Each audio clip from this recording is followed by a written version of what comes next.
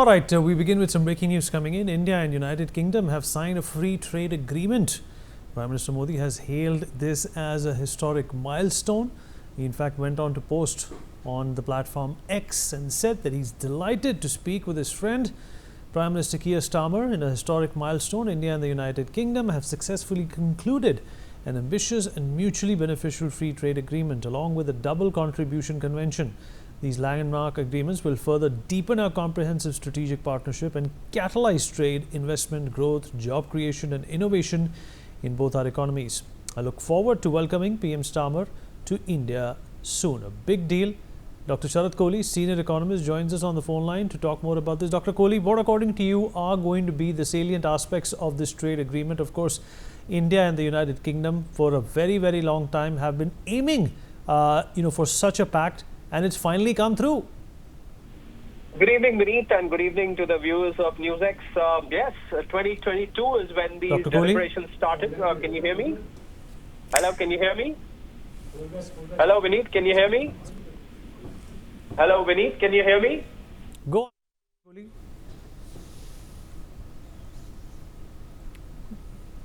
Dr. Kohli, can you hear me?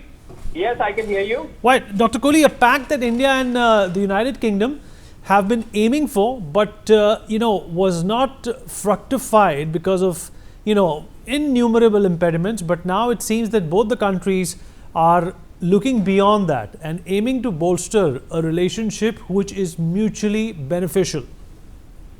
Absolutely, Vineet. 2022 is when the negotiations started. So it's been 3 years of tough negotiations, going on between India and the UK. And if you look at the key features of this, I think 90% of tariff wipeout will be done by India on exports from the UK on stuff like Scotch whisky and so on and so forth. And in turns, UK is going to eliminate completely the custom duties on Indian textiles. I think that is on top of the list. Apart from that, it also exempts Indian workers who work in the UK from national insurance contribution. I think that's a big relief for the workers who go from India. And apart from that, I think some simplification on the visa process is also being done, where the Indian professionals, no relaxation has been done, but the process of applying for the visa has become simplified. When we look at the items and the volumes in 2024, we need about 42 billion pounds was the bilateral trade between India and the UK. And India has a trade surplus with the UK, like US. India exports more than what it imports. And you look at the number of items, with UK importing, or let's say India importing from the UK, we are looking at non-ferrous metals, we are looking at mechanical parts, generators, beverages, and industrial machinery. And Indian exports are refined oil, clothing, telecom, so the list is longer. I think the whole arrangement is going to boost bilateral trade by about 5 billion pounds. That's the aim, and I'm glad. I mean, it will also promote economic and strategic partnerships in various other projects. It's a big breakthrough. It's a double good news today for India. When the Indian economy went up to the 4th position, I think this is another good news on economic front when India and the UK FTA has been signed after a very long time, Vineet. Dr. Kohli, thank you so much. All right, moving on. The Baluchistan Liberation Army has claimed to have killed 6 Pakistani army personnel, including a special ops commander, Tariq Imran, and 5 others. The attack happened near the Geshti area of Bolan, and the killed personnel have been named by the Baluchistani rebels, is what we are learning. Well, we'll talk about this and a number of other inputs that are coming. Ambassador Prabhu Dayal, former diplomat, is with us on the program. Ambassador Dayal, this is obviously a big worry for Pakistan. It cannot have a 3-front war. On one side, towards their west, it's the TTP, the Afghanistanis, who are in fact waiting for the right moment to strike Pakistan.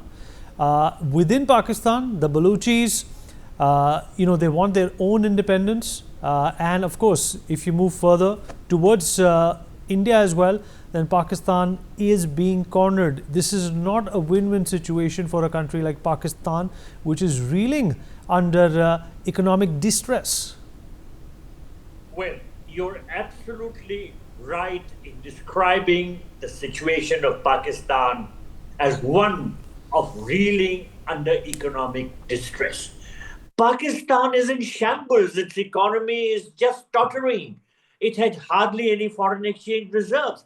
Now, some years ago, the former army chief, General Bajwa, had said that Pakistan doesn't have enough diesel oil for its tanks. So how could it fight a war against India? This is what he had stated. Now, you are also correct in pointing out that Pakistan is getting dragged into conflicts on three fronts. As it is fighting the Baluch Liberation Front, along with some other Baluchi liberation and militant organizations. It is fighting the Tehreek-e-Taliban Pakistan in the Pakhtunkhwa region. And now it has aggravated tensions with India. Now, let me tell you that when I was posted in Pakistan in the early 1980s, I used to hear Pakistani generals say that they will bleed India by 1,000 cuts. And for doing this, they have adopted a deliberate strategy of waging terrorist activities against India. Now, in this century, there have been some very, very big terrorist attacks. The Mumbai terror attack of 2008, the Pathankot terror attack of January 2015, the Uri attack of September the same year, and the Pulwama terror attack of 2019. Now, India had always taken a tough position and there had been an escalation of tension. But this time, after the Pahalgam terror attack, India is determined to put Pakistan in its right place. All options are before the government. What options it takes is up to the government. Now, it has already taken certain steps like putting the Indus Waters Treaty in abeyance or doing things which are going to put a lot of economic pressure on Pakistan. It has downscaled the Pakistan High Commission because the Pakistan High Commission is a den of spies and it only works to keep the sleeper cells of the ISI active. There are no meaningful relations between India and Pakistan. There are no cultural contacts, sporting contacts, people-to-people relations. Even the political relationship has been downsized at the level of the Charge d'Affaires. So there is no point even in keeping this High Commission of Pakistan here. It is a den of spies, as I said earlier, and government is very, very clear it will be taking decisive action. Now, the million-dollar question which is being asked is, will India exercise the kinetic option? In other words, will it carry out military strikes against Pakistan? Now, the Prime Minister has given the military chiefs, the Army, Navy, and the Air Force chiefs, operations. Right, sir. They have to decide. They have to weigh the pros and cons. And if they feel that a military option is worthwhile, then they will advise the Prime Minister and suitably a future course of action will be decided. The point is, all options are on the table. This message has gone across to Pakistan that this time India means business. It is not going to let them off the hook, and they are in a state of panic. As it is, as I said, their economy is in shambles. Right. And if they scale up the deployment on the border against India, they will be more vulnerable to attacks in Baluchistan and in Khyber Pakhtunkhwa. Now, as it is, Pakistan's relations with Afghanistan have nosedived. Many of these attacks on Pakistan are being carried out by militants who are based in Afghanistan.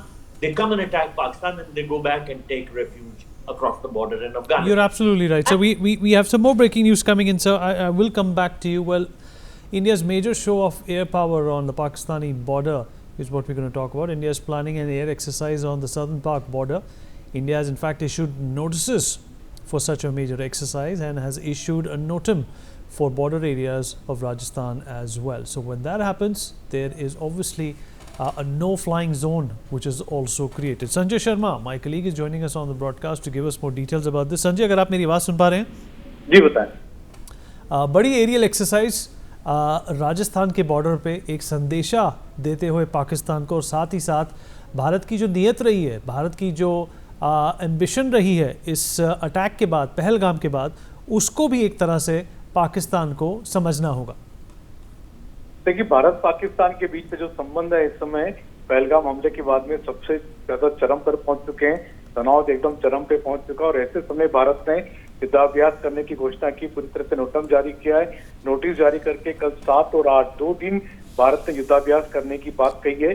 तो कल से यानी कल और परसों 2 दिन के लिए भारत ने उस पूरे इलाके में, भारत के पश्चिमी इलाके में, राजस्थान पंजाब बॉर्डर पर किसी भी तरह की सिविलियन फ्लाइट हो या किसी भी सिविल का हो या फिर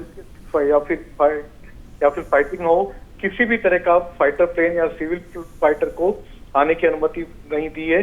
पूरी तरह पर नो फ्लाइंग जोन घोषित कर दिया गया है पूरा इलाका और भारत कल से युद्धाभ्यास शुरू करेगा। कल और परसों 2 दिन युद्धाभ्यास होगा। कल दोपहर 3:30 बजे से युद्धाभ्यास भारत शुरू करेगा और परसों सुबह 8 तारीख को सुबह 8:30 बजे तक ये युद्धाभ्यास चलेगा। तो भारत ने नोटम जारी कर दिया, पाकिस्तान को भी इन्फॉर्म कर दिया है।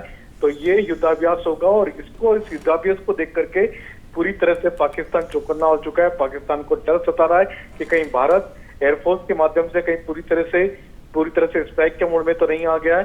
तो ये देखना होगा कि भारत का युद्धाभ्यास किस तरह से होता है, क्योंकि भारत का युद्धाभ्यास पाकिस्तान की हवा निकालने के लिए काफी है।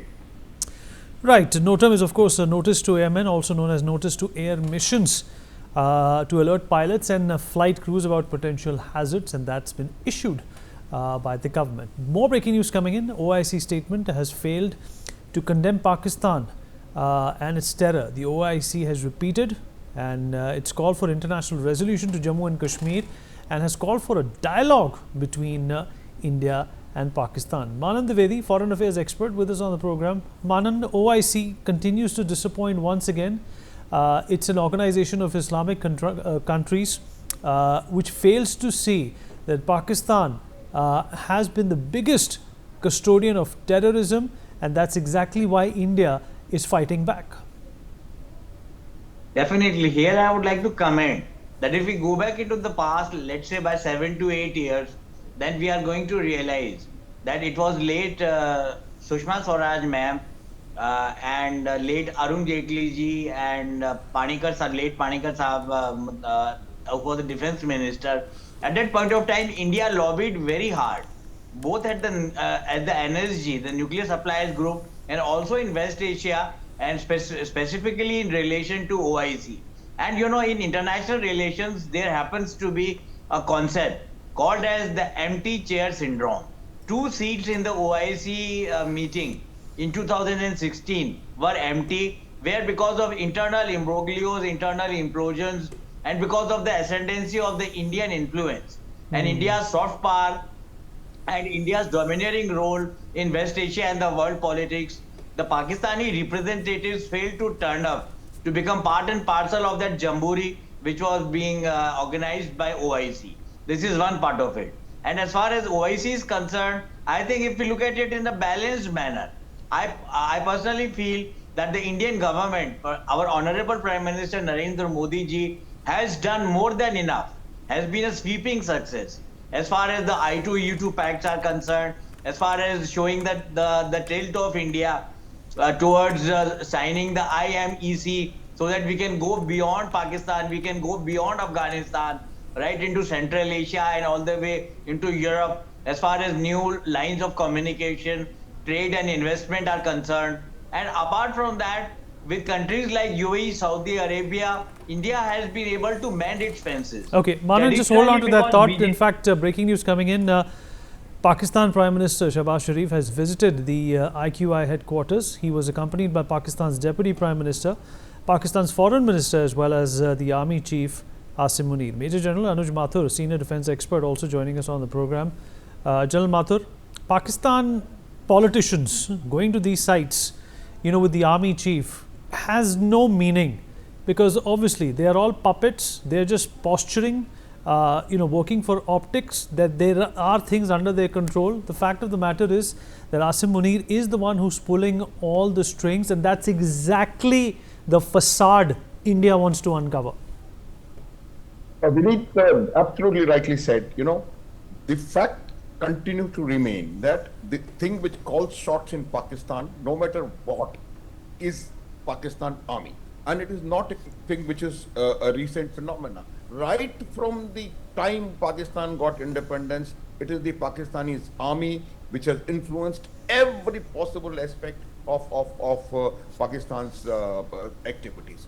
The very fact that, see the difference, when there is a requirement of a briefing by a Chief of Defence Staff of the Indian Army, Indian Armed Forces, he travels to the Prime Minister's office and he does the briefing.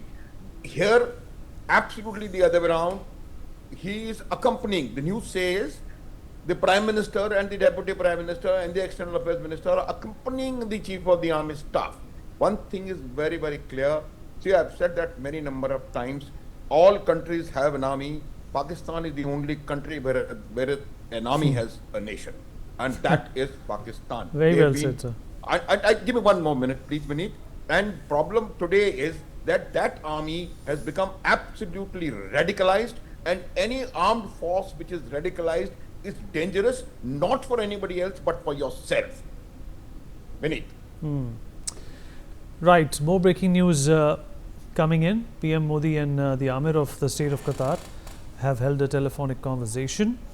The Amir of Qatar, Sheikh Tamim bin Hamad Al Thani, conveyed condolences for the lives lost in Pahalgam terror attack. All right, at this point in time, we also have someone special joining us. Kiran Bedi, former Lieutenant Governor of Puducherry, is with us on the program. Kiran Bedi ji, appreciate you taking out the time, ma'am, and speaking with us. Well, the nation, ma'am, finds itself in a state of caution and peril also. There have been instructions issued by the government in terms of precautions that civilians have to take. This is obviously being done after that massacre that took place on the 22nd of April, where 26 individuals, innocent individuals, were slaughtered by our belligerent neighbor. What do you have to say about the current situation, ma'am?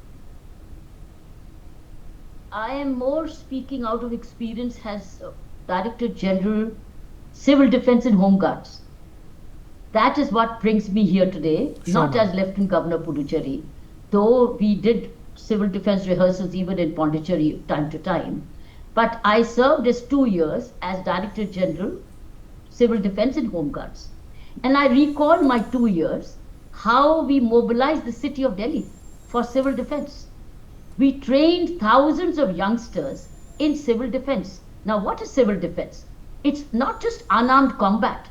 It is firefighting, it is first aid, it is rappelling, bringing people up, rescuing people from different positions, learning how to do blackouts and following, and also protecting vital instruments, and also collaborating with other agencies and listening to the rules and laws of the time. So I'm now more speaking to you as a former DG, Civil Defence and Home Guards, because that's what I thoroughly enjoyed a part of my work, because I involved youth, young men and women who were very keen to become civil police, because civil defense is nothing but civil police, is because it performs that sort of a role which the uniform, as the armed forces do when they wear a uniform, whether it's police or the armed forces. Similarly, the civil police is police without uniform.